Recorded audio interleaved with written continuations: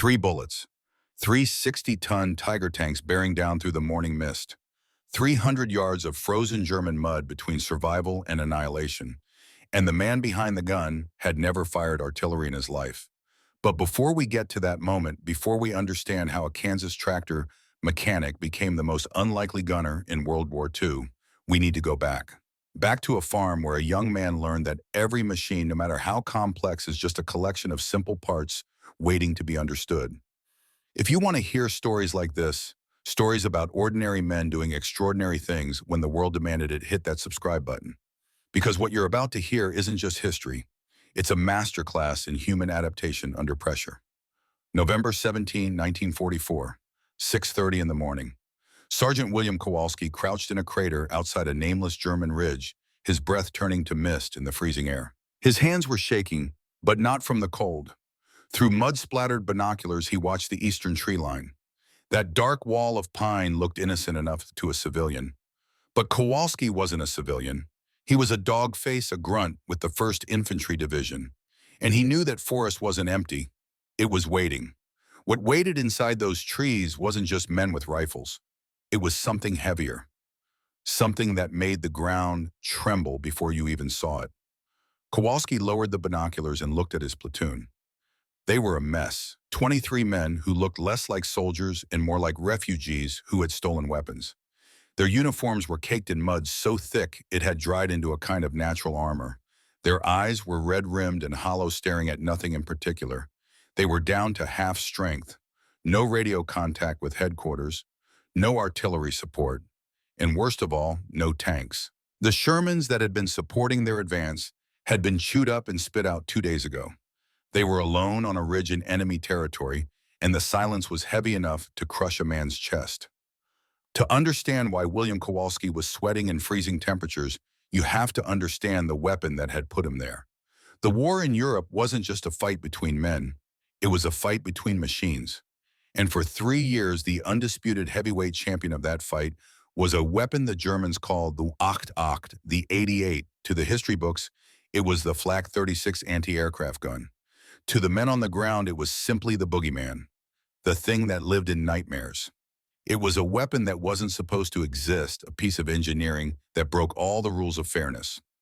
The 88 was originally designed to shoot down airplanes. It was a sky gun. It fired a shell the size of a man's thigh into the stratosphere to knock bombers out of the clouds.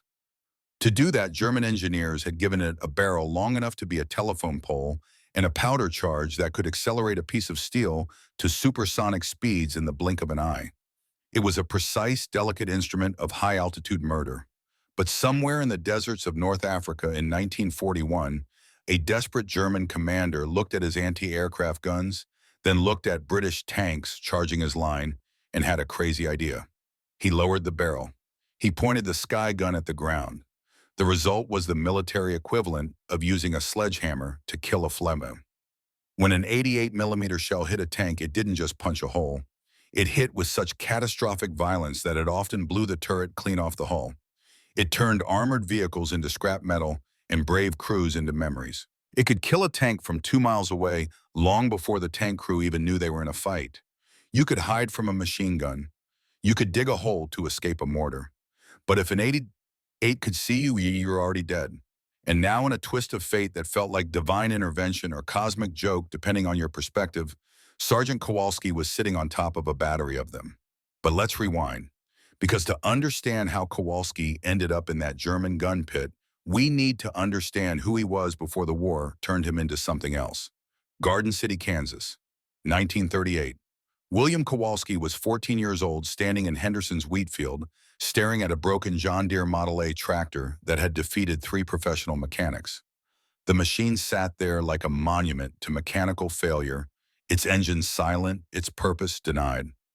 Farmer Henderson had already spent a week's profit trying to fix it. 3 different mechanics had declared it dead, insisting he needed to replace the entire engine block.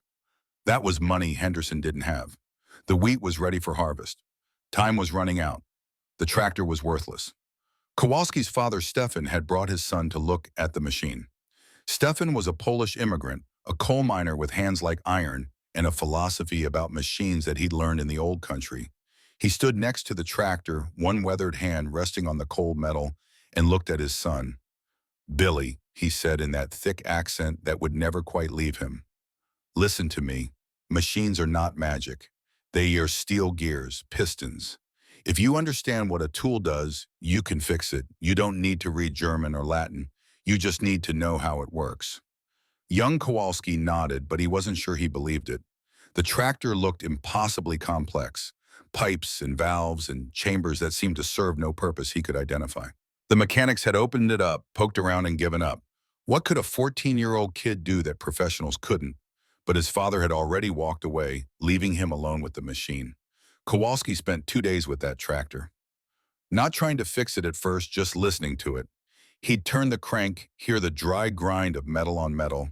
He'd trace fuel lines with his fingers, feeling where liquid should flow, but didn't. He'd peer into chambers with a flashlight, looking for anything out of place. The professionals had been looking for catastrophic failure, a cracked block, a seized piston, something big and obvious that would justify replacement. But Kowalski was looking for something else. He was looking for what was wrong, not what should be wrong. On the third day, he found it. The timing gear, the small mechanical heart that synchronized the engine's rhythm, was misaligned by exactly 2 millimeters. Just 2 millimeters. Less than the width of a pencil lead. The professionals had missed it because they weren't looking for something so small. They were looking for a reason to sell a new engine. Kowalski fixed it in 3 hours with 75 cents worth of parts. One new bolt. Some grease. Patience. The tractor roared to life like it had never been sick. Henderson harvested his wheat on time. He tried to pay Kowalski, but the boy's father refused the money. "He didn't do it for pay," Stefan said. "He did it to learn, and what he learned is worth more than your money." That lesson, that moment of understanding that complexity is just simplicity hidden behind intimidation that would save Kowalski's life 6 years later on a frozen ridge in Germany. But he didn't know that yet. December 8th, 1941, the day after Pearl Harbor. Kowalski was 17, technically too young to enlist without parental consent. His father signed the papers without hesitation. "They will teach you about machines," Stefan said. "Big machines. And someone has to stop those bastards." The Army assigned him to the 1st Infantry Division Company, C, 2nd Battalion. During basic training, he ranked 47th out of 120 soldiers in marksmanship. Perfectly average, unremarkable. But when a Jeep broke down, when a radio stopped working, when a machine gun jammed at the worst possible moment, Kowalski was the one they called. His platoon nicknamed him Wrench. By October 1944, after campaigns in North Africa, Sicily, and France, Kowalski had seen enough war to last 10 lifetimes. He'd lost friends to bullets, artillery disease, and bad luck. But there was one loss that haunted him more than the others. October 28, 1944, 3 weeks before the day that would define his life. The 1st Infantry Division was grinding through the Hürtgen Forest, a nightmare of mud mines and German defensive positions that turned every 100 yards into a separate battle. Kowalski's best friend was Private First Class Michael Cordero, a kid from Brooklyn who never stopped talking and never stopped smiling. Mickey, everyone called him. Mickey was a gunner in a Sherman tank, part of the armored support that was supposed to make infantry assaults survivable. That morning, Mickey's tank was advancing through a narrow forest road when the 88 opened up. Kowalski was 200 yards away, close enough to hear everything, too far away to help. The sound of the 88 wasn't like other guns. It was a sharp report, a physical slap of displaced air that you felt in your chest cavity. The German gunners were hidden somewhere in the dense forest, firing from concealment at American armor that couldn't see them, couldn't hide, couldn't fight back. Mickey's Sherman took the first round through the frontal armor. That should have been impossible. Sherman armor was supposed to stop most German guns at range. But the 88 didn't care about supposed to. The shell punched through the steel like it was cardboard, carrying all its kinetic energy into the cramped fighting compartment where 5 men were packed together. Kowalski heard Mickey's voice over the radio. Ned heard it turn from professional calm to pure terror in the space of a heartbeat. "Contact front, we're hit, we're..." And then the ammunition cooked off. 20 shells inside the tank ignited simultaneously. The Sherman didn't just explode, it erupted.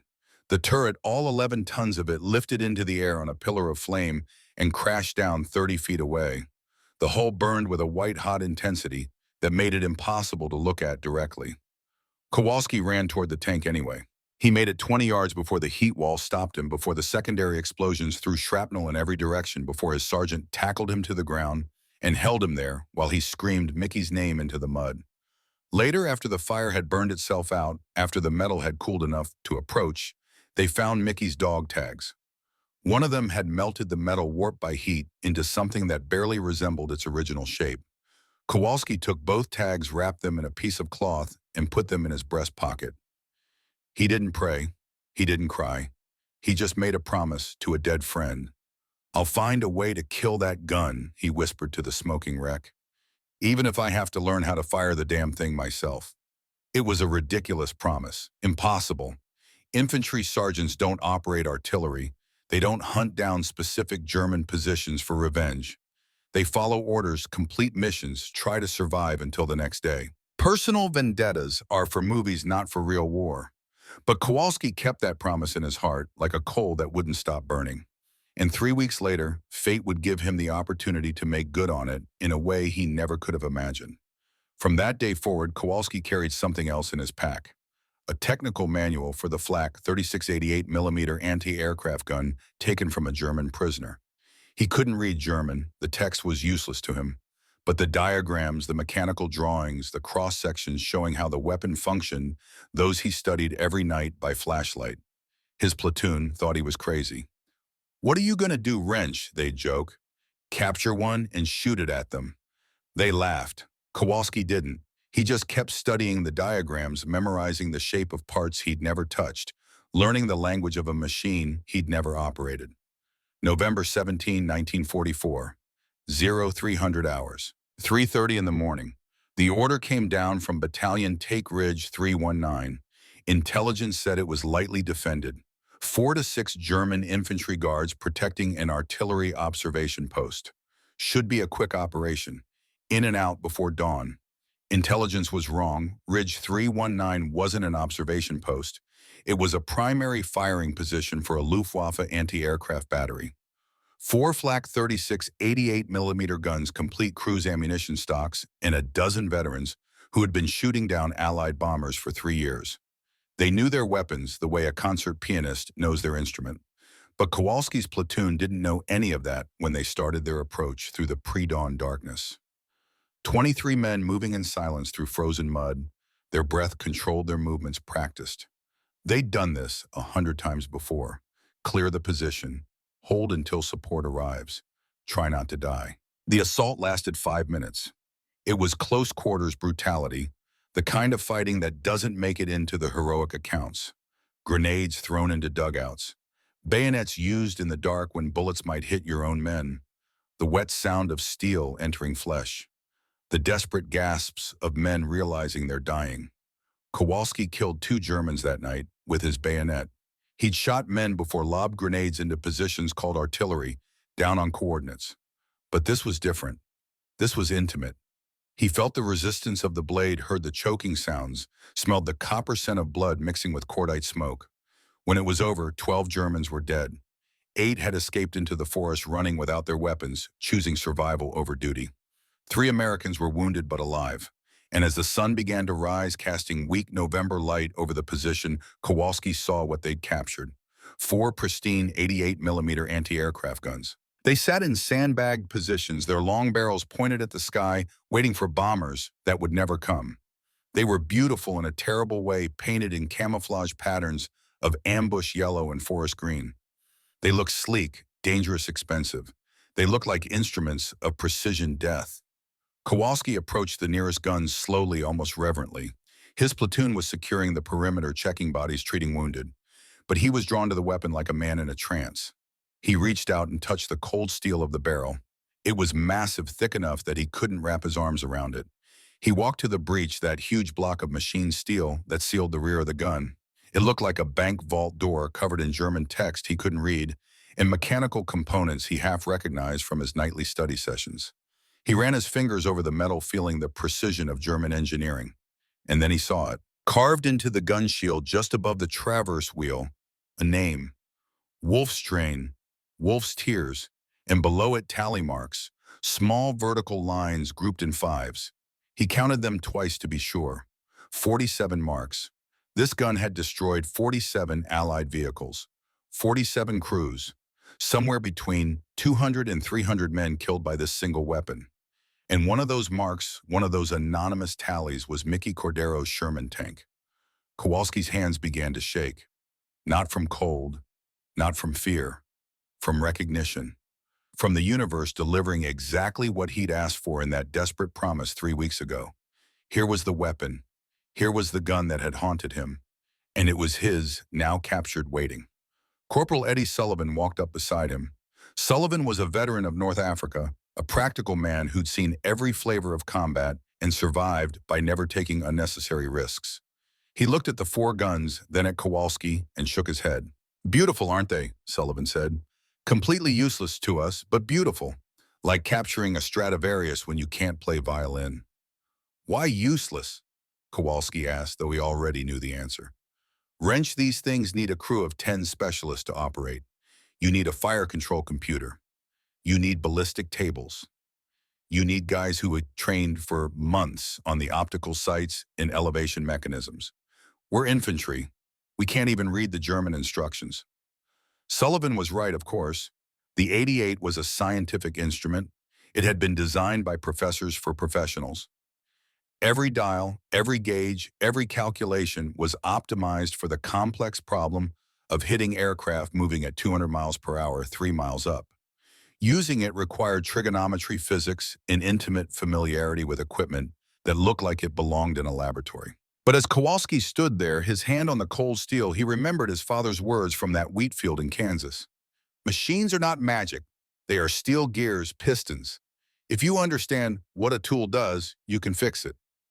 If you understand what a tool does, not how it's supposed to be used, what it does." An 88 millimeter gun did one thing. It threw a very large piece of metal very fast in whatever direction the barrel was pointing.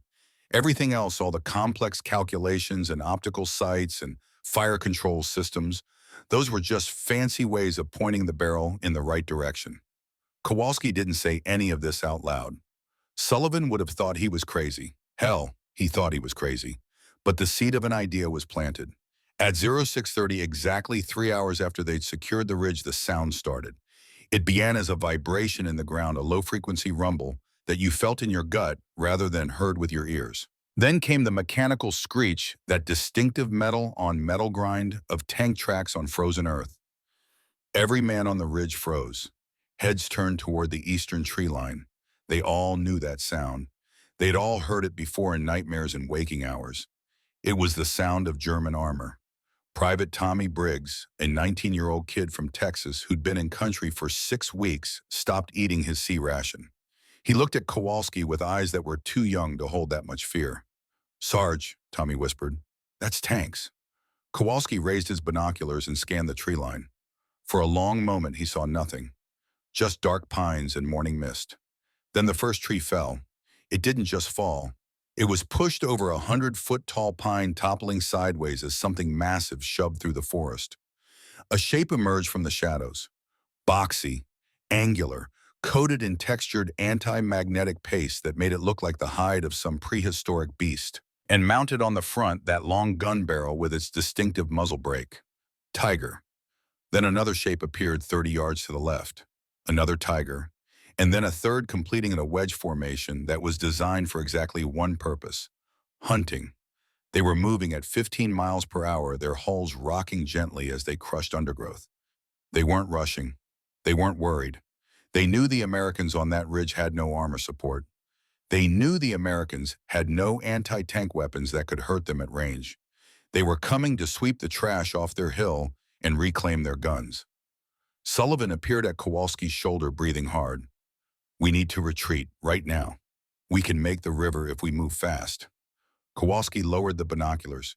He looked at the 1,200 yards of open terrain between the ridge and the river. Flat ground, no cover. He imagined his 23 men running across that field, while Tiger tanks, each mounting a coaxial machine gun and a whole machine gun, cut them down from range. "If we run," Kowalski said quietly, "we just die tired. They'll gun us down before we make it halfway." "Then what the hell do we do? We've got 2 bazooka rockets left." 2.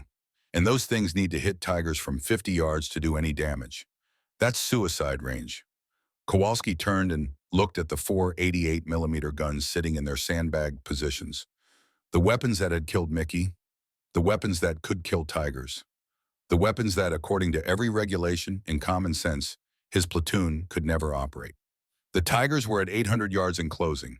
He could hear the diesel engines now, that distinctive coughing roar that sounded like industrial machinery trying to clear its throat. In about 4 minutes, they'd be at effective range. In 6 minutes, his platoon would be dead. Decision time. Every man on that ridge was looking at Kowalski, waiting for the order to retreat, to dig in, to do something. Their eyes were begging him for a solution that didn't exist. But maybe it did exist. Maybe the solution was sitting in plain sight, wrapped in German steel and precision engineering, waiting for someone crazy enough or desperate enough to try. Kowalski jumped down into the gun pit next to Wolfstrain, the weapon that had killed his best friend. He put his hand on the traverse wheel, felt the cold metal under his palm. He looked at the massive breech block, at the complex mechanisms, at the German instructions he couldn't read. Sullivan was shouting at him, "Wrench, what are you doing? We need to move." Kowalski didn't answer. He was thinking about his father standing next to a broken tractor. He was thinking about 2 millimeters of misalignment that professionals had missed. He was thinking about how every complex problem is just a collection of simple problems pretending to be impossible. He looked up at his platoon, at 23 terrified men who deserved better than dying on a nameless ridge. "We're not running," Kowalski said. His voice was steady calm, like he was discussing how to fix a Jeep. "We're going to shoot them." "With what?" Sullivan's voice cracked with stress. Kowalski patted the breech of the 88. "With this." The silence that followed was profound. Every man stared at him like he'd lost his mind. Maybe he had. Maybe 3 weeks of grief and rage had finally broken something in his brain. Or maybe, just maybe, he'd figured out something that everyone else had missed. "Sarge," Tommy Briggs said carefully, like talking to someone on a ledge, "we don't know how to fire that thing. It's got computers and all kinds of complicated stuff. We're not trained." Kowalski grabbed the heavy steel handle on the breech block. It was cold and greasy, and it resisted his first pull. He put his shoulder into it, grunting with effort. With a metallic clunk that sounded like a vault opening, the breech block slid down. The chamber lay open, a dark, hungry mouth waiting to be fed. "I don't care about the computers," Kowalski said. He looked through the barrel from the breech end, seeing a circle of daylight at the far end. "It's a gun. It has a hole at one end and a trigger at the other. We're going to figure it out." The tigers were at 600 yards now. Kowalski could see them clearly without binoculars. 3 mechanical monsters coming to reclaim their territory. Coming to kill everyone on this ridge. He had maybe 3 minutes to learn what German gunners spent 6 months training for. 3 minutes to become an artillery expert. 3 minutes to save 23 lives with a weapon he had only seen in manuals. His hands were shaking as he climbed into the gunner's seat.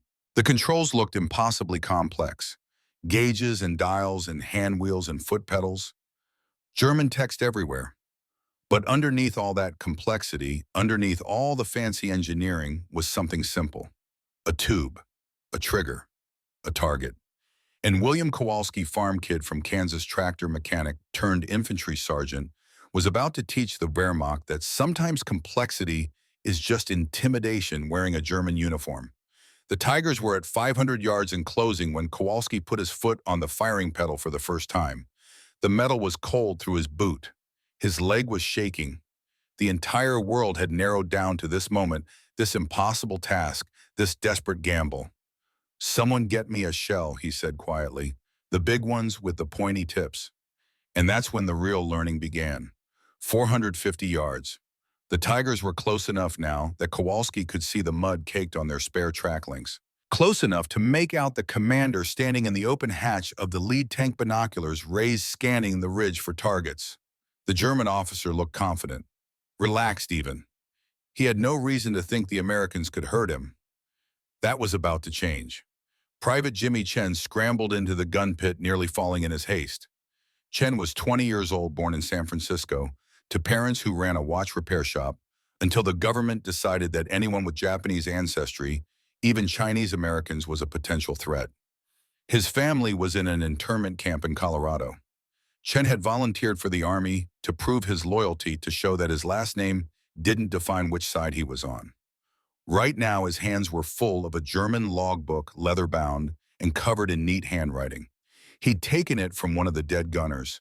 His eyes were moving rapidly across the pages, his lips forming silent words as he tried to translate. "I found their manual," Chen said, breathless. "Some of its technical diagrams. I can make out the basic loading sequence." Kowalski didn't take his eyes off the Tigers. 375 yards now. "Tell me how to open this thing and put a shell in it. Everything else is noise." Chen flipped through pages, found a diagram showing the breech mechanism and cross-section. "Okay, the breech is already open. Good. We need an armor-piercing round. Should have a black tip and brass casing. The high-explosive ones have yellow bands. Those won't do anything to a Tiger." Corporal Sullivan was already at the ammunition crates, sorting through shells that weighed 40 pounds each. He found one with the black tip, hefted it like a man lifting a small child. "This one, that's it," Chen confirmed. He was reading faster now, running his finger down the German text. "It says here you insert the round into the chamber nose first and push it all the way back until it clicks into the extractor. Then get your hands out fast because the breech block is spring-loaded. It'll slam shut on automatically and it can crush bone." Tommy Briggs helped Sullivan carry the shell to the gun. The kid was terrified. Kowalski could see it in every movement, but he was still functioning, still doing his job. That was all you could ask. "Load it," Kowalski said. Sullivan and Tommy positioned the round at the chamber opening. The shell was 3 feet long, heavy, awkward. They pushed it in, straining with the weight. The nose of the projectile disappeared into the darkness of the barrel. They shoved harder, arms trembling, until they heard a metallic click. The breech block slammed upward with a sound like a car door closing at high speed. Both men yanked their hands back. Tommy looked at his fingers, counting them to make sure they were all still attached. "Guns loaded," Sullivan said. His voice had the flat affect of a man who'd stopped processing fear and moved into pure mechanical function. The Tigers were at 350 yards. They'd slowed down slightly, the commanders conferring over radio, probably coordinating their assault. They still weren't shooting. They were taking their time. Why rush when your targets couldn't hurt you? Kowalski stared at the control wheels in front of him. The traverse wheel on the left would swing the gun horizontally. The elevation wheel on the right would raise or lower the barrel. Both were marked with German graduations that meant nothing to him. He grabbed the elevation wheel and started cranking. The massive barrel began to descend. It moved slowly, reluctantly, the gears fighting him. The gun had been pointing at the sky, set for anti-aircraft work.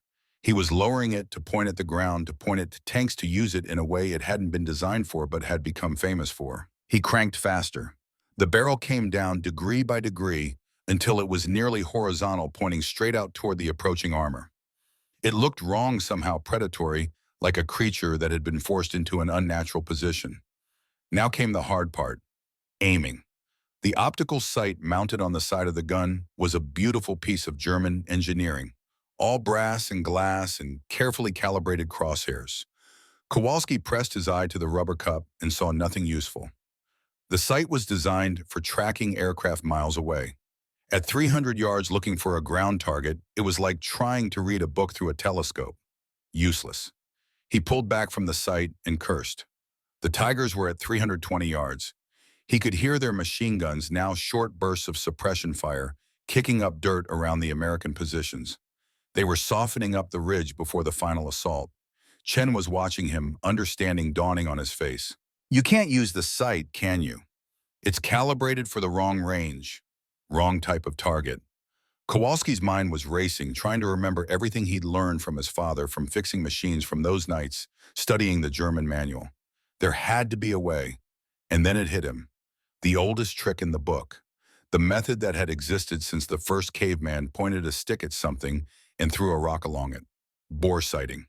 "Open the breech," Kowalski shouted. Chen grabbed the lever and threw it. The breech block swung down, revealing the empty chamber, and beyond it the entire length of the barrel. A 30-foot steel tube, rifled and precise, with a circle of daylight at the far end. Kowalski jumped out of the gunner's seat and ran to the back of the gun. He shoved Chen aside and put his face right up to the open breech. Looking straight down the barrel from the rear, he could see through the tube like looking through a pipe. At the far end, framed in that perfect circle of light, he saw the muddy field. He saw the tree line, and he saw gray steel. He grabbed the traverse wheel from the side of the gun, spinning it while keeping one eye pressed to the breech. The world inside the barrel shifted. Trees slid past, a destroyed Jeep slid past, and then the circle of light was filled with the angular shape of a Tiger tank. The lead tank was centered perfectly in the bore, so close now that Kowalski could see individual details. The commander had dropped into the turret and closed his hatch. The barrel of the 88mm gun mounted on the tank was traversing hunting. "Load another round," Kowalski yelled, jumping back into the gunner's seat. He locked the traverse wheel in place. "Same type, black tip." Sullivan and Tommy were already moving. They developed a rhythm, working together to manhandle the heavy shells. The round went in, the breech slammed shut. The gun was live. Kowalski put his foot on the firing pedal. It was a simple steel plate connected to the firing mechanism by a mechanical linkage. No electronics, no computers, just leverage and springs and a hammer waiting to strike a primer. The Tigers were at 300 yards. The lead tank fired. Kowalski saw the muzzle flash, saw the smoke bloom, and then the world exploded 10 feet in front of the gun pit. The shell hit the dirt berm, protecting the position, detonating on impact. A wall of earth and sandbags was thrown into the air. The concussion wave slapped Kowalski's face, sucked the air from his lungs. Debris rained down, mud and rocks and shredded sandbag material. Sullivan was shouting something, but Kowalski's ears were ringing too loud to hear the words.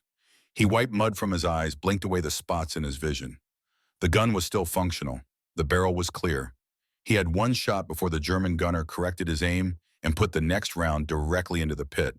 He didn't have time to think about ballistics or wind drift or the fact that he'd never fired an artillery piece in his life. He had maybe 5 seconds before that Tiger reloaded and killed everyone in this position. Kowalski stomped on the firing pedal. He didn't just press it, he kicked it with every ounce of fear and desperation in his body, drove his boot down like he was trying to break through the steel plate and hit the mechanism underneath. The gun responded instantly. The sound was not what he expected. It wasn't a boom. It was a thunderclap snap, a physical rupture of air pressure that felt like getting slapped across the face by an invisible hand. A tongue of flame 10 feet long erupted from the muzzle brake, so bright in the gray morning that it left after images in his vision. The 9,000-pound gun leaped backward on its wheels. The recoil spades, those steel legs that were supposed to be dug into the ground to absorb the shock, tore furrows 2 feet long in the frozen mud. The entire weapon slid back like it had been hit by a truck. Kowalski was thrown against the metal seat back. His spine compressed. His teeth clacked together.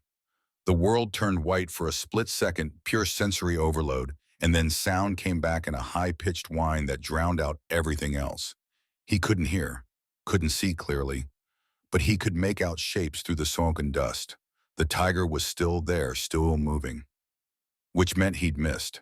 The shell had left the barrel at 2,600 feet per second.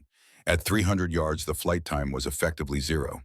But Kowalski hadn't accounted for the recoil twist, hadn't known that the gun would jump up and to the left as it fired. The round had screamed past the Tiger's turret, missing the steel by inches, and slammed into a massive oak tree in the background. The tree didn't splinter. It vaporized. The trunk simply ceased to exist in a cloud of wood chips and pulverized bark. Branches fell in slow motion. A cloud of sawdust hung in the air like fog. Sullivan was screaming at him. Kowalski could see his mouth moving, see the cords standing out in his neck, but he couldn't hear the words over the ringing in his ears. He didn't need to hear them. He knew what Sullivan was saying. "You missed."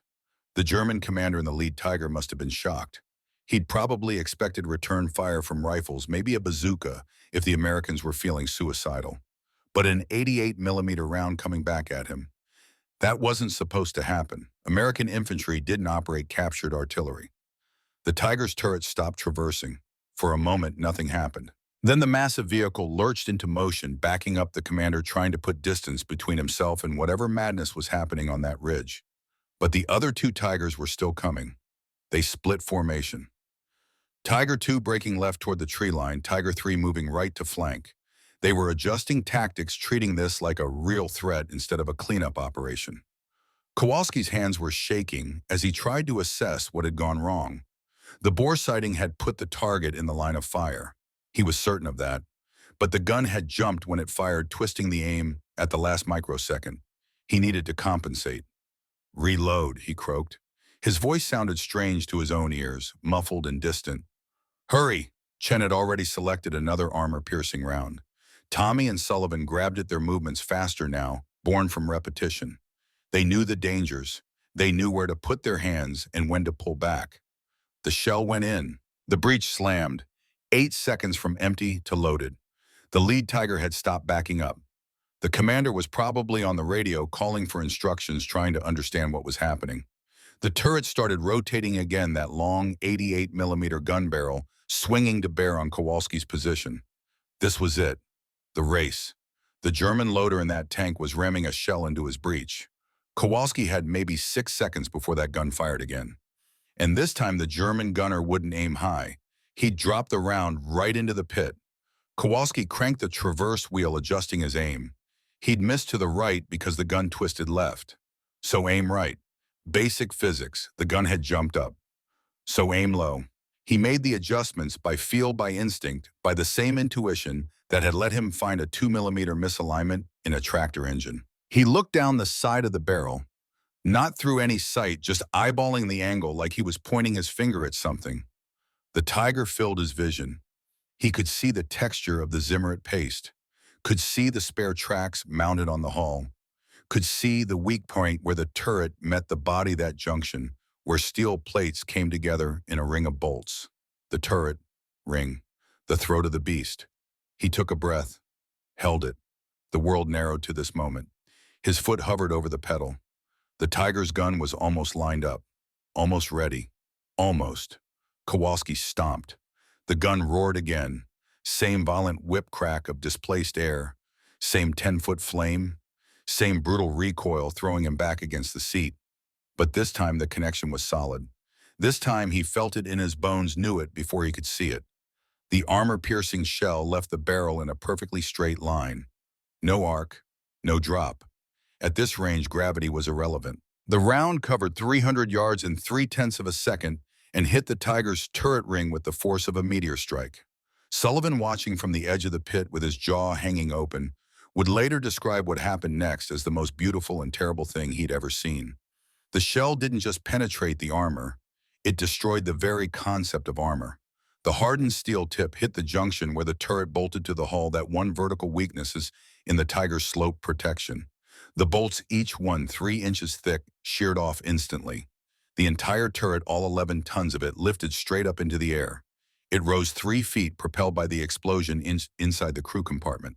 For a moment that seemed frozen in time, the massive steel dome hung there, disconnected from the tank, the long gun barrel pointing uselessly at the sky. Then physics reasserted itself. The turret flipped backward in a lazy arc and crashed down onto the rear engine deck, with a sound like a church bell being dropped from a building. Fire erupted from the open hole where the turret used to be. A pillar of flame 20 feet high, fed by ammunition cooking off in sequence. The hull of the tank rocked with internal explosions. Black smoke boiled into the morning air. Tommy Briggs fell to his knees and vomited into the mud. The kid had held it together through the loading, through the firing, but seeing the result, understanding that 5 human beings had just died in that steel coffin, was too much. He retched again, dry heaving, his whole body shaking. Chen stood perfectly still, his face blank, processing what he'd just witnessed. Sullivan was breathing hard, hands on his knees, looking at Kowalski with something between awe and fear. Kowalski sat in the gunner's seat motionless. His hands were still gripping the traverse wheels so hard his knuckles had gone white. He was staring at the burning Tiger, at the smoke, at the visual evidence that he'd just killed 5 men he'd never met. The morning air smelled like burning diesel and cooked meat. The wind carried black smoke across the ridge. Somewhere in the wreckage of that tank, 5 German soldiers were dead. They'd had names, families, hopes for after the war.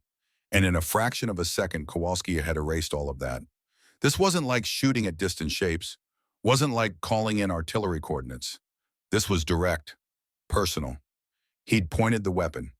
He'd pulled the trigger. He owned this death. Sullivan grabbed his shoulder, shook him hard enough to rattle his teeth. "Bill? 2 more tanks. Focus." Kowalski blinked, coming back to himself. Sullivan was right. The other tigers were still out there. Tiger 2 had disappeared into the tree line on the right flank. Tiger 3 was laying down smoke, obscuring itself behind a gray chemical fog. They weren't charging anymore. They just watched their platoon leader get decapitated by a weapon that shouldn't be in American hands, operated by soldiers who should know how to use it. They were reassessing, adapting, getting smart. How many rounds do we have left? Kowalski's voice came out steady, almost calm. Some part of him had shut down, pushed the horror into a box he'd deal with later. Right now, there were still threats, still problems to solve. Chen checked the ammunition crates. 4 armor-piercing rounds left. We've got plenty of high explosive, but those won't penetrate Tiger armor. 4 rounds, 2 targets. The math was simple, but the execution would be anything but. The Tigers knew they were in danger now. They wouldn't make the same mistake of presenting easy targets. Tiger 2 revealed its strategy first. Instead of coming out into the open, it stayed deep in the tree line. Kowalski could hear the engine but couldn't see the tank. Then a tree at the edge of the woods exploded, blown apart by a high-explosive shell. The Tiger was clearing lanes of fire, using its gun to cut down obstacles. The tree toppled, crashing to the forest floor, and in the gap it left, Kowalski could see the gray hull sitting in shadows. The tank was hull down in a natural depression. Only the turret was visible, presenting the thickest armor at the most protected angle. It was a textbook defensive position, the kind of thing you'd see in a training manual about proper armor tactics. And it meant Kowalski had no shot. The turret front was curved massively thick. His armor-piercing round would ricochet off it like a stone skipping on water. "Can't penetrate from this angle," he said, thinking out loud. "Need to hit the hull or the side armor, but it's buried in that ravine." Sullivan was watching the tree line, trying to spot the third Tiger. "So what do? We can't just sit here. That thing has us zeroed. It's going to start dropping rounds on our heads." Kowalski's mind raced through options. They couldn't reposition the gun fast enough, couldn't move to a better angle, couldn't wait for the tank to expose itself because it had no reason to move from its perfect position. But he didn't need to kill the tank. Not yet. He needed to blind it, buy time, create opportunities. "I'm going to shoot the ground," Kowalski said. Sullivan stared at him. "What?" "The dirt in front of the tank. Create a dust screen. If it can't see us, it can't aim. That's wasting ammunition we don't have. It's buying time we need more." Kowalski adjusted his aim, pointing the barrel low, targeting a spot 15 yards in front of where the Tiger was hull down. He was guessing at the distance, estimating based on tree heights and shadows. No precision instruments, just eyeballs and experienced fixing machines. "Load," he ordered. The team moved. Shell in, breech closed, gun ready. The Tigers were at 200 yards now, close enough that Kowalski could make out individual details through gaps in the foliage. Close enough to die. He fired. The shell impacted dirt and detonated. The explosion threw up a curtain of soil and rocks and pulverized vegetation. A wall of debris 15 feet high, hanging in the air like a brown thundercloud. The Tiger disappeared behind it, completely obscured. The German gunner fired back, blind shooting through the dust screen. His shell whistled overhead, missing by 10 feet, the wind of its passage strong enough to knock Tommy flat.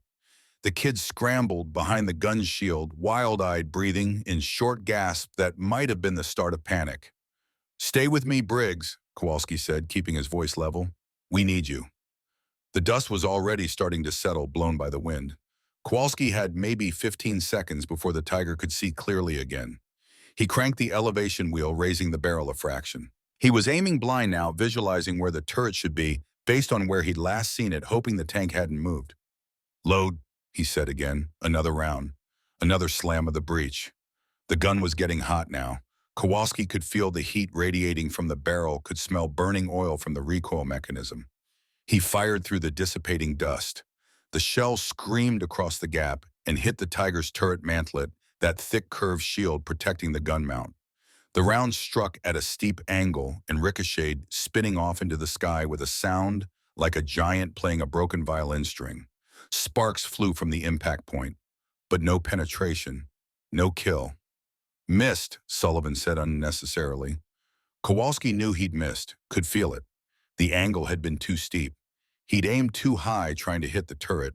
What he needed was a flat shot into the hull. but the hull was protected by the terrain. The Tiger's engine roared. It was coming out of its hole. The commander had made a decision. Sitting in a defensive position wasn't working. The Americans had some kind of miracle weapon and a lunatic willing to use it. Time to go on the offense. Time to close the distance and finish this. The massive tank lurched forward, climbing out of the depression. Mud flew from its tracks. The engine screamed under the load of pushing 60 tons up an incline. It broke through the tree line, smashing saplings flat, accelerating. 40 yards, 35, 30. The Tiger wasn't stopping to shoot. It was coming to ram them, to crush the gun position under its tracks, to grind the Americans into the mud like insects. Tommy had dropped his shell and was running. Just running, blind panic taking over. Sullivan tackled him, dragged him back. "Load the gun or we all die. Load!" The kid was crying, tears streaming down his face, but his hands were moving. Training overrode fear. Muscle memory kicked in. He grabbed the last armor-piercing round with Sullivan's help. Together, they manhandled it to the breach. 25 yards. The Tiger filled Kowalski's entire field of vision. He could see the driver's vision port, could see the bow machine gun, could see death approaching at 20 miles per hour. The round went in. The breech slammed. Kowalski's foot was already moving toward the pedal, but he didn't fire. Not yet. His hands were on the traverse wheel, making tiny adjustments, tracking the moving target. The Tiger was accelerating, building speed, confident in its armor and momentum. 20 yards. Kowalski could hear individual track links clanking, could smell the diesel exhaust. 15 yards. The gun barrel of the Tiger was lowering, preparing to fire at point-blank range. 10 yards. Sullivan was screaming something. Chen had his hands over his ears. Tommy was praying in rapid Spanish. And then the Tiger hit a drainage ditch, one of those small channels cut into the field for water runoff. Nothing dramatic, just a depression 2 feet deep. But for a split second, as the nose of the tank dipped down into that ditch, the angle changed. The glacis plate that sloped frontal armor that was normally angled to deflect shells flattened out. The driver's plate, the vertical steel protecting the man steering the beast, presented itself at 90 degrees to Kowalski's gun. A window of opportunity 7/10 of a second wide. Kowalski didn't think, didn't calculate, didn't breathe. 20 years of fixing machines, of understanding how metal moved and weight shifted and momentum carried, all condensed into pure instinct. He stomped the pedal. The shell covered 10 yards faster than thought. It hit the driver's plate, dead center, punched through the 100-millimeter armor like it was cardboard, and carried all its kinetic energy into the cramped crew compartment. The Tiger stopped. Not gradually, not with braking. It stopped like it had hit an invisible wall. The momentum carried it forward another 5 feet track, still turning, and then the engine died. Smoke poured from every hatch and vision slit. The massive vehicle settled into the mud, silent, except for the crackling of fire inside. It came to rest 20 yards from the gun pit, close enough that Kowalski could have thrown a rock and hit it. The silence that followed was profound. No engine noise, no gunfire, just the wind and the crackle of burning tanks and the high-pitched whine of tinnitus in Kowalski's ears. He sat in the gunner's seat, his foot still pressed against the pedal, his hands still gripping the wheels. He couldn't seem to let go. His muscles had locked up. His brain had stopped sending signals to his body. Sullivan climbed into the pit and physically pulled Kowalski's hands off the controls. Bill, let go. It's done. You got them both." Kowalski looked at him blankly. 2 Tigers burning, 10 men dead. By his hand. By his decisions. He'd learned to operate the weapon in 15 minutes. Had taught himself to kill with German precision using American stubbornness. But there was still one Tiger out there. Tiger 3. The one that had laid smoke and disappeared. "Where's the third one?" Kowalski asked. His voice sounded hollow, like it was coming from someone else. Chen was scanning the field with the binoculars, searching for any sign of the missing tank. "I don't... Wait, there. Movement in the tree line southwest." Kowalski forced himself to stand to look where Chen was pointing. He could see dust rising through the trees, hear an engine, but it was getting quieter. Moving away. Tiger 3 was retreating. The commander had watched 2 tanks die in minutes, had seen a weapon that shouldn't be in American hands operated by soldiers who shouldn't know how, and had made the smart decision. Pull back, regroup, call for help. Should we shoot? Sullivan asked. We've still got HE rounds. Might not kill it, but we could damage it. Kowalski shook his head slowly. Let it go. What? Why won? Because we won. We held the position. We saved the platoon. Kowalski climbed out of the gun pit on shaky legs. I don't need to kill anyone else today. He walked toward the closest burning Tiger, the first one he'd hit. The turret was still lying upside down on the engine deck, the long gun barrel pointing at nothing. Black smoke poured from the hull. The smell was indescribable. Burning fuel and burning rubber and burning things that had been human. Tommy appeared at his elbow holding something. A photograph singed at the edges that must have fallen from the tank during the explosion. It showed a German family, a man in uniform, a woman, two small children. On the back, written in fading ink, Klaus kam sicher nach Haus. Klaus come home safely. Kowalski took the photograph with numb fingers. He stared at it for a long moment at the faces of people he'd just made into widows and orphans. Then he folded it carefully and put it in his breast pocket right next to Mickey Cordero's melted dog tags. I'm sorry, he whispered to the burning tank. I'm so sorry. But sorry didn't change anything. Sorry didn't bring anyone back. Sorry was just a word you said to make yourself feel less like a monster. The sound of engines came from the west this time. Different engines. Radial engines. American engines. The relief column that was supposed to arrive at 1400 hours had somehow made it early. 5 Sherman tanks crested the ridge behind them, followed by half-tracks full of infantry. A young captain jumped from the lead jeep, clean uniform, polished boots, the look of someone who'd been in the rear and hadn't seen what war actually looked like. He walked toward the gun position, his eyes getting wider with each step. He looked at the 2 destroyed Tigers, at the smoking wrecks that had been the most feared tanks in the German arsenal, at the 88mm gun, its barrel still radiating heat, at the 4 exhausted soldiers standing in the pit like they'd just fought their way out of hell. Sergeant, the captain said, his voice careful, who killed those tanks? Sullivan pointed at Kowalski. He did, sir. With that German gun, no training, no fire control computer. Just bore sighting and guts. The captain stared at Kowalski like he was looking at an alien. That's not possible. You'd need a trained crew. You'd need specialized equipment. I needed to not die, sir, Kowalski interrupted. His voice was flat, emotionless. That was all the training I needed. The relief columns spread out across the ridge. Medics tended to the wounded. Engineers examined the captured guns. An intelligence officer started taking photographs, already thinking about the report he'd write, the investigation he'd launch. But Kowalski wasn't paying attention to any of it. He was looking at his hands. They were blistered from gripping hot metal, shaking from adrenaline crash, covered in mud and powder residue, and probably tiny specks of things he didn't want to think about. These were the hands that had fixed tractors in Kansas, had loaded shells in Germany, had killed 10 men in 15 minutes. He wondered if they'd ever feel clean again. The relief column brought order to chaos. Engineers set up a perimeter. Medics treated minor wounds, exhaustion, shock. Radio operators established communication with battalion headquarters.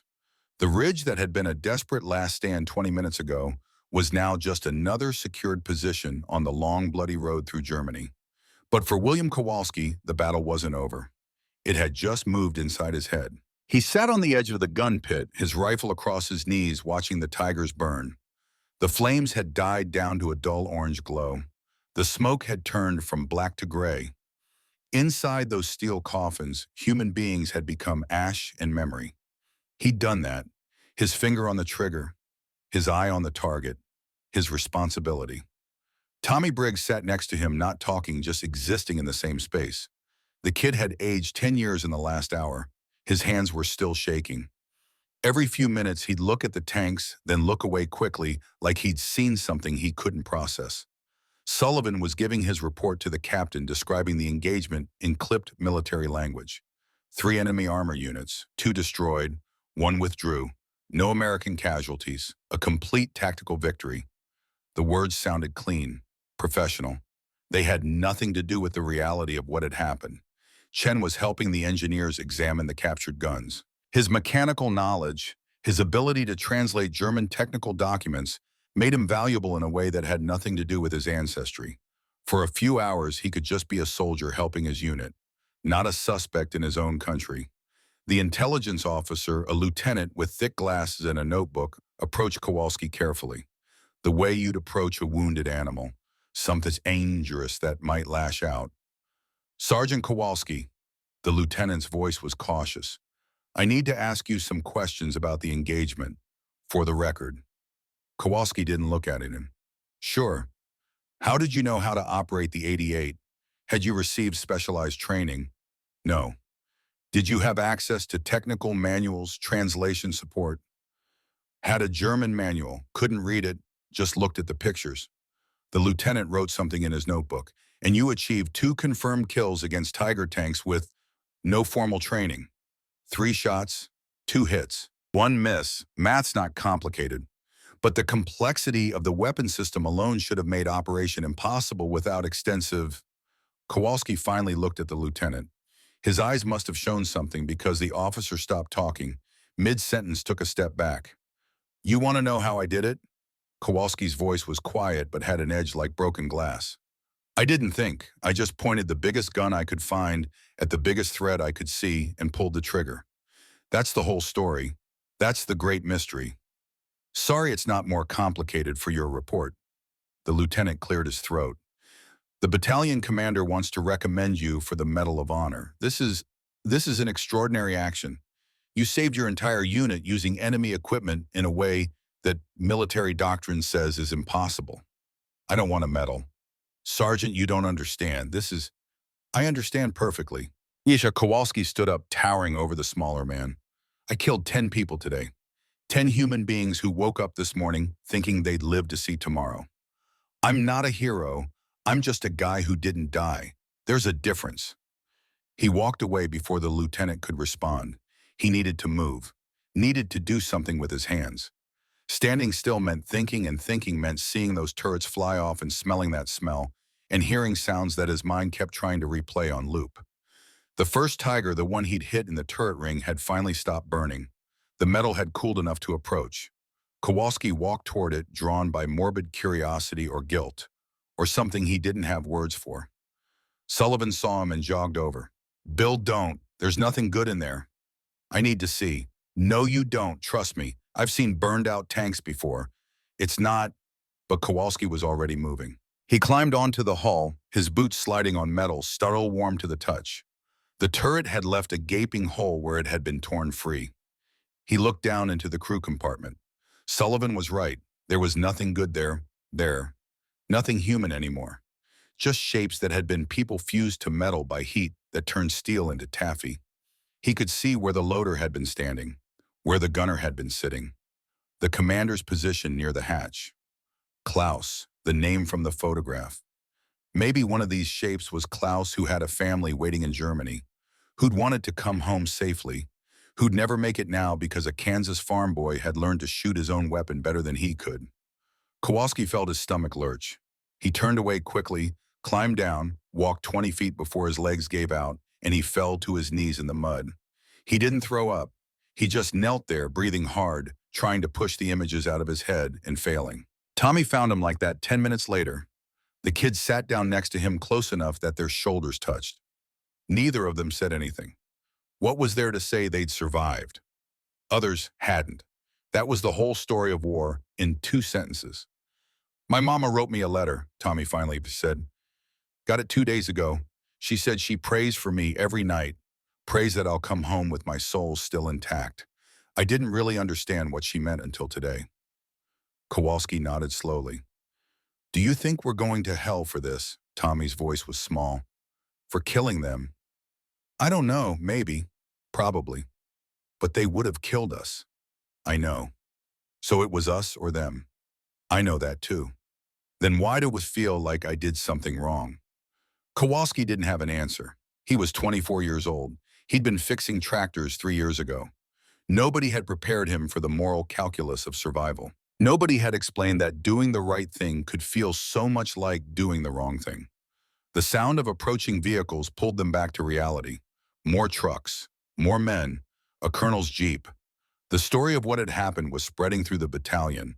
Word had reached regimental headquarters. Now the brass wanted to see the miracle weapon and the miracle worker who'd used it. Colonel Mitchell climbed out of his Jeep, a career officer with 30 years in the Army and a chest full of medals from the last war. He looked at the Tigers, at the gun at Kowalski, and shook his head in what might have been admiration or disbelief or both. "Sergeant Kowalski," Mitchell said. It wasn't a question. Everyone knew his name by now. Kowalski stood, came to a loose attention.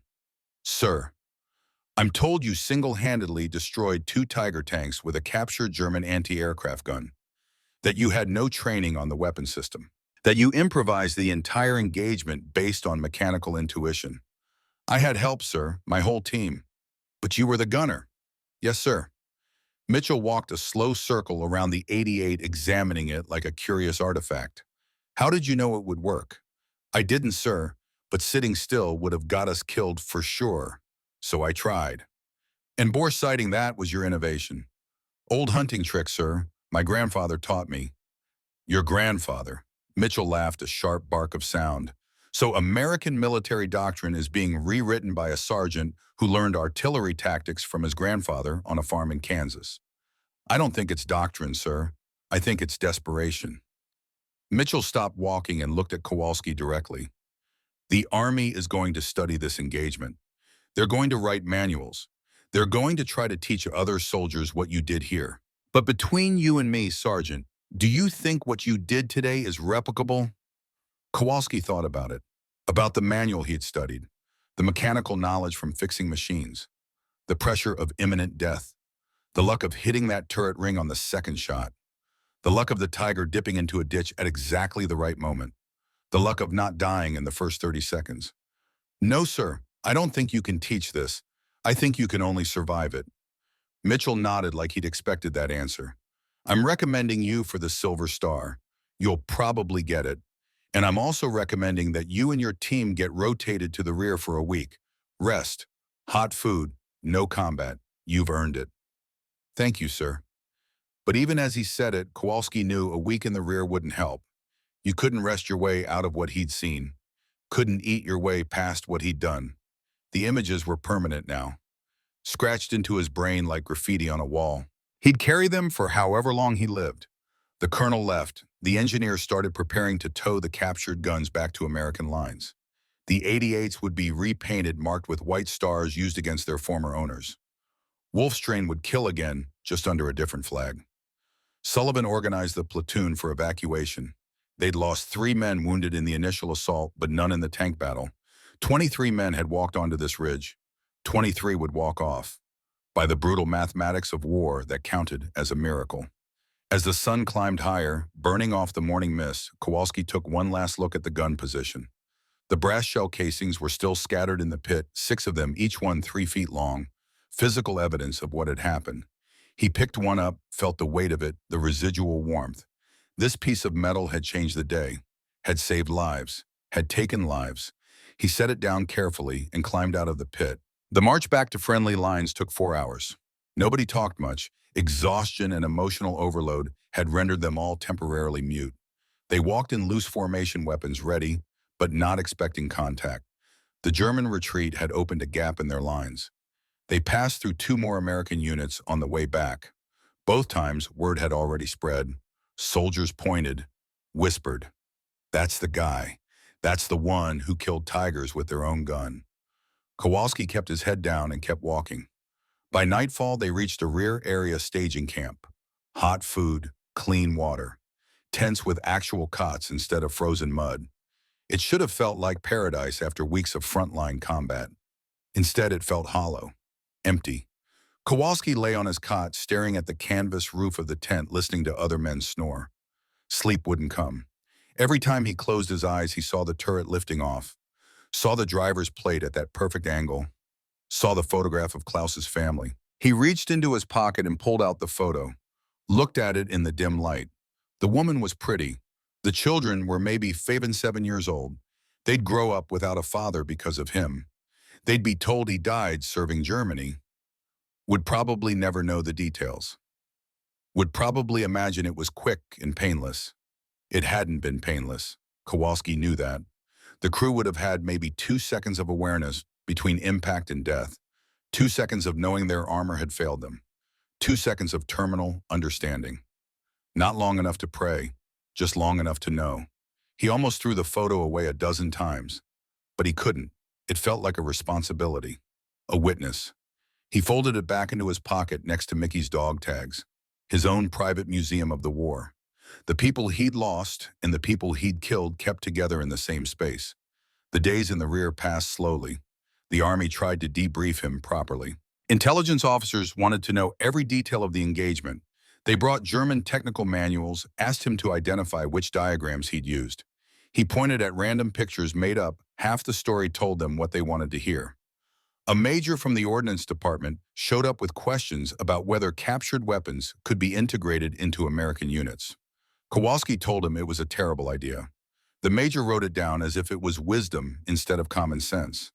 A chaplain came to talk about the spiritual implications of combat. Kowalski listened politely and said nothing. What could he say? That he felt like he'd traded part of his soul for survival, that he couldn't reconcile the man who fixed tractors with the man who killed 10 people in 15 minutes.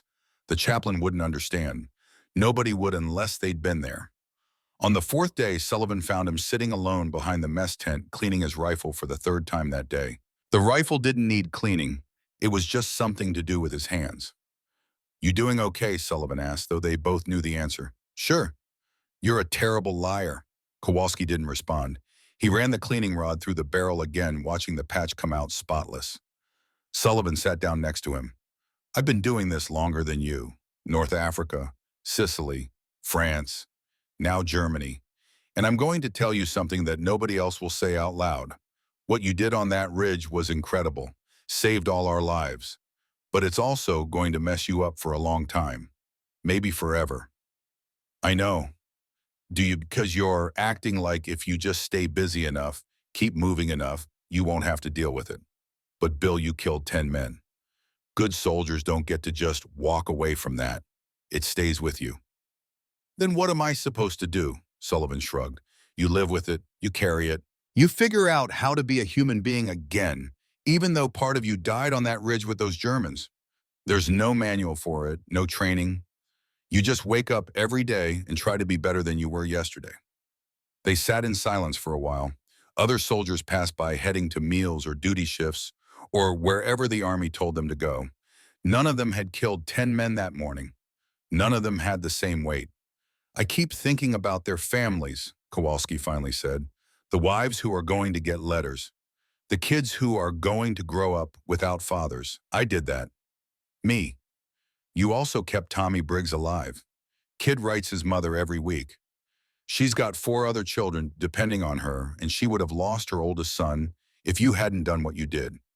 You think his family doesn't matter? It's not the same. No, it's not. Nothing about war is the same as anything else. But you don't get to only count the bad parts. You saved 23 American lives. That's not nothing."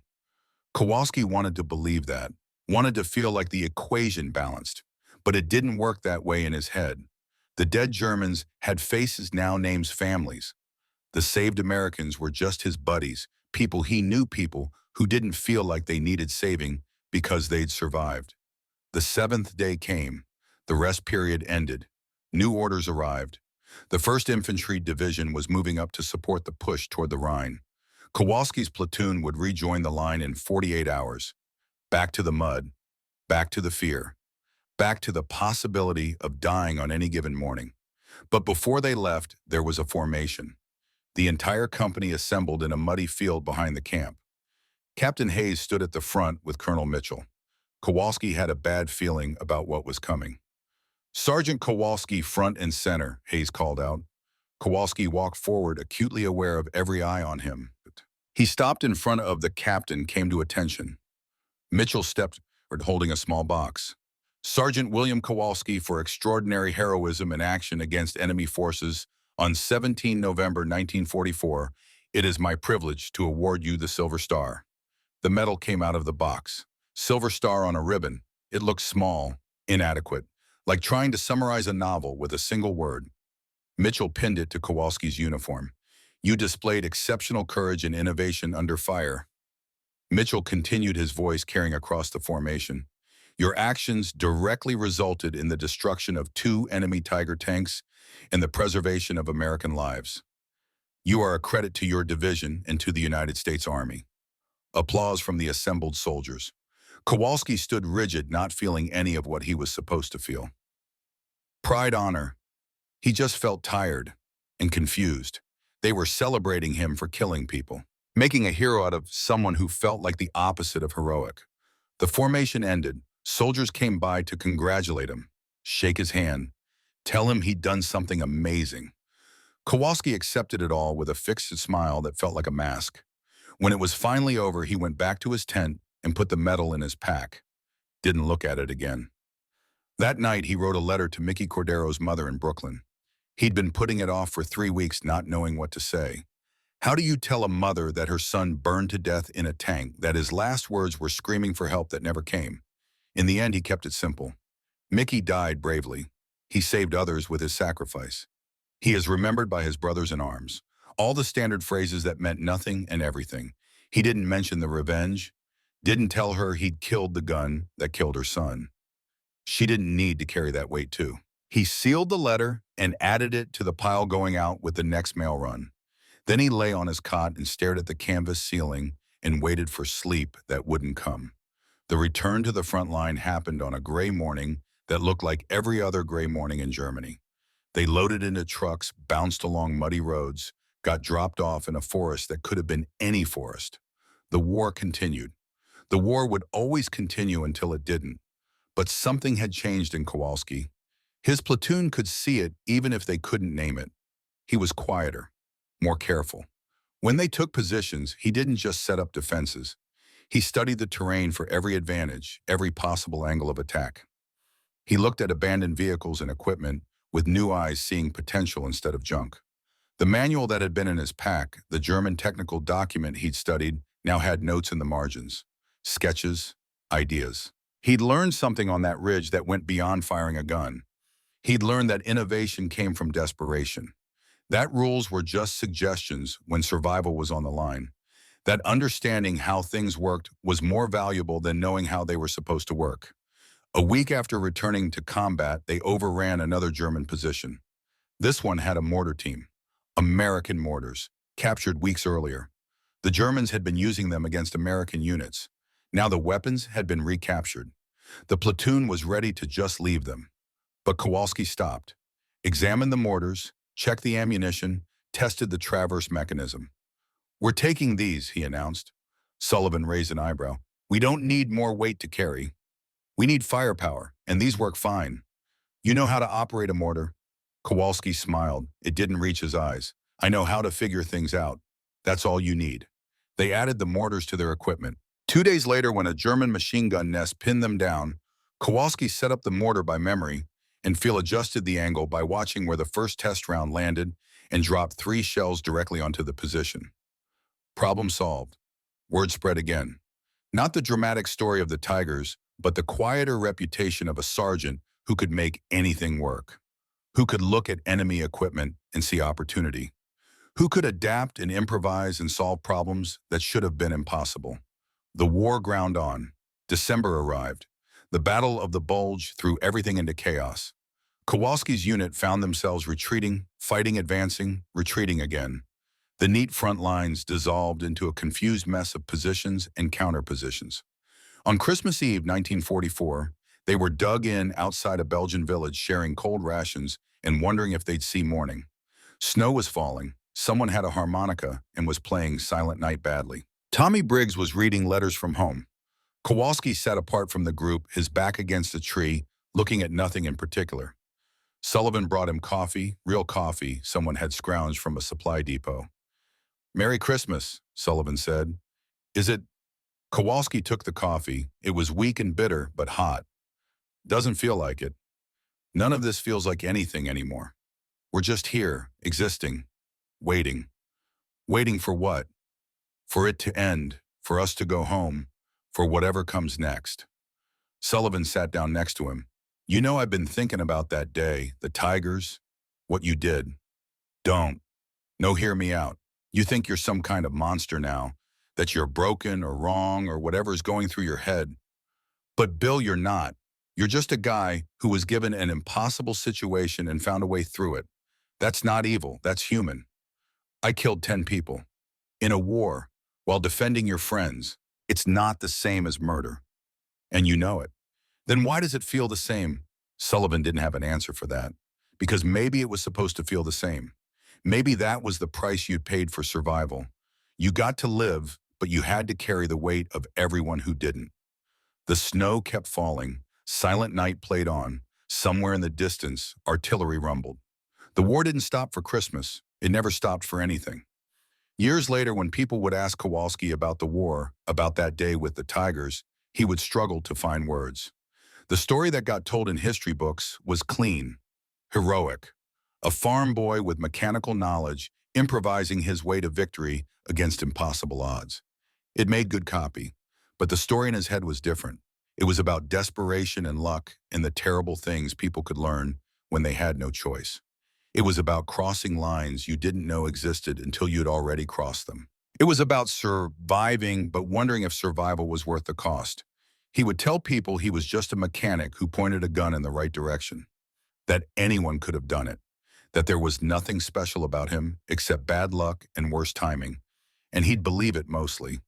But late at night, alone with his thoughts, he'd remember the feeling of that firing pedal under his boot, the sound of the gun cracking, the sight of the turret lifting off, and he'd wonder what it said about him that he'd been able to do it at all, that some part of him had adapted so easily to killing, that the same hands that fixed tractors had learned to operate murder with mechanical precision.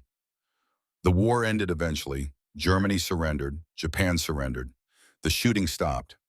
Kowalski came home to Kansas in autumn of 1945, 21 years old and feeling 60. He reopened his father's tractor repair shop. He married a school teacher named Helen in 1947. He had 3 children, Michael named after Mickey Cordero, Sarah, Robert. He lived a quiet life. He never talked about the war, never attended reunions, never sought recognition. When his son asked him what he did during the war, he said he fixed equipment. When his grandchildren asked if he was a hero, he said no heroes were the ones who didn't come home. The Silver Star went in a drawer and stayed there. The photograph of Klaus's family stayed in his wallet until the day he died. A reminder, a witness, a weight he chose to carry because someone had to remember. In 2008, a historian researching the Battle of Hurtgen Forest tracked him down. Kowalski was 84, frail, living in a nursing home. The historian wanted to interview him about the Tiger incident for a documentary. Kowalski agreed on the condition that they didn't make him sound like a hero. The interview lasted 3 hours. The historian asked about tactics and mechanical knowledge and how he'd learned to bore sight and all the technical details that would make good television. Kowalski answered them all, but at the end the historian asked the question no one else had thought to ask. Mr. Kowalski, do you regret what you did that day? Kowalski was quiet for a long time. He looked out the window of the nursing home at the Kansas prairie, at the flat farmland that stretched to the horizon. I regret that Mickey died, he finally said. I regret that Klaus didn't make it home to his family. I regret all of it. But do I regret saving my men? No. I'd do it again. I'd do it 1,000 times. And I'd hate myself for it every single time. That's what war does. It forces you to choose between bad and worse and then makes you live with choosing. Do you think you're a hero? No, heroes are the people who had a choice and chose to sacrifice themselves. I didn't have a choice. I was just trying not to die. Survival isn't heroic. It's just survival. The documentary aired in 2009. It portrayed Kowalski as an American everyman who rose to an impossible challenge. They use phrases like innovative thinking and mechanical genius and extraordinary valor. They showed diagrams of the 88, interviewed military historians who called his bore sighting technique a breakthrough. They never showed the part where he talked about Klaus's photograph, never mentioned the weight he carried for 60 years, never explained that the man who saved 23 lives spent the rest of his life wondering if he'd lost his soul doing it. William Kowalski died in December of 2019, 3 days after his 95th birthday. He was buried in a small cemetery outside Garden City with full military honors. His children and grandchildren were there, a few veterans from other wars. The local VFW posted colors. The headstone was simple at his request. William Kowalski, 1924 to 2019, mechanic father survivor. No mention of the Silver Star. No mention of tigers. No mention of the day that defined his life more than any other. Just the simple fact that he lived and eventually died like everyone else. At the funeral, his oldest grandson read a letter that Kowalski had written to be opened after his death. The letter was short. I spent my life fixing things that were broken. Tractors, machines, problems. But some things can't be fixed. Some things you just carry. War taught me that. It taught me that you can do terrible things for good reasons and good things for terrible reasons. And at the end of the day, you're still the one who did them. I saved lives. I took lives. Both are true. Both matter. And I spent 70 years trying to figure out how to be okay with that. I'm still not sure I managed it, but I tried. That's all any of us can do. Try to be better than we were. Try to fix more than we break. Try to leave something behind that matters more than the worst things we've done. I hope I did. I hope my children and grandchildren know that their grandfather was just a man who tried to do right when nothing felt right. That's the only wisdom I have. There are no heroes in war, just people doing impossible things and hoping they can live with themselves afterward. Choose your impossibilities carefully. And if you can't, if life forces your hand, do what you have to do and forgive yourself for it. Because nobody else will understand. Nobody else can. Love you all. Fix what you can. Carry what you must. And remember that tools don't choose sides. People do. The letter ended there. The grandson folded it carefully and put it back in the envelope. That night, a small group gathered at the local VFW hall. Sullivan had died in 1987 from lung cancer, the cigarettes finally catching up to him. Tommy Briggs had been gone since 2003 heart attack while mowing his lawn in Houston. Jimmy Chen had passed just 2 months before Kowalski peacefully in his sleep at 93. Of the original platoon, only 2 remained. They sat at a table with cheap beer and didn't talk much. But one of them, a man named Davis, who'd watched the whole thing from a foxhole 75 years earlier, raised his glass. To wrench, he said simply. To wrench, the other man echoed. They drank, and in the silence that followed, they each remembered the same thing. The sound of a gun that shouldn't have fired. The sight of a turret that shouldn't have lifted. The impossible day when a Kansas mechanic became something else entirely. Not a hero, just a survivor who figured out how to make enemy steel serve American desperation. And maybe that was enough. Maybe that was all any of them could ever be. People who did what they had to do and spent the rest of their lives trying to understand why. The war had ended 74 years earlier. But for William Kowalski, it had never really ended at all. It had just moved from outside to inside, from the battlefield to memory, from urgent to chronic. And in the end, that might be the truest story of all. Not about victory or defeat, not about tactics or weapons or innovations, just about the cost. The price you pay for surviving when others don't. The weight you carry when you discover you're capable of things you never imagined. The long, slow process of learning to live with the person war turned you into. Tools don't choose sides, Kowalski had written, but people do, and then they have to live with their choices. That was the lesson. That was the legacy. Not glory, not heroism, just the simple, terrible truth that survival sometimes requires you to become something you never wanted to be. And then you wake up every day and try to be better than that. Try to fix more than you break. Try to remember that underneath the weight, underneath the medals nobody asks about, and the memories nobody wants to hear, you're still just a human being trying to find your way home. Even if home is never quite the same place you left, even if you're never quite the same person who left it. The story ends there, not with triumph, not with tragedy, just with truth. William Kowalski learned to kill dragons with their own fire. And then he learned the harder lesson. How to live with being the kind of person who could do that at all. That's the part they don't put in history books. But it's the part that matters most.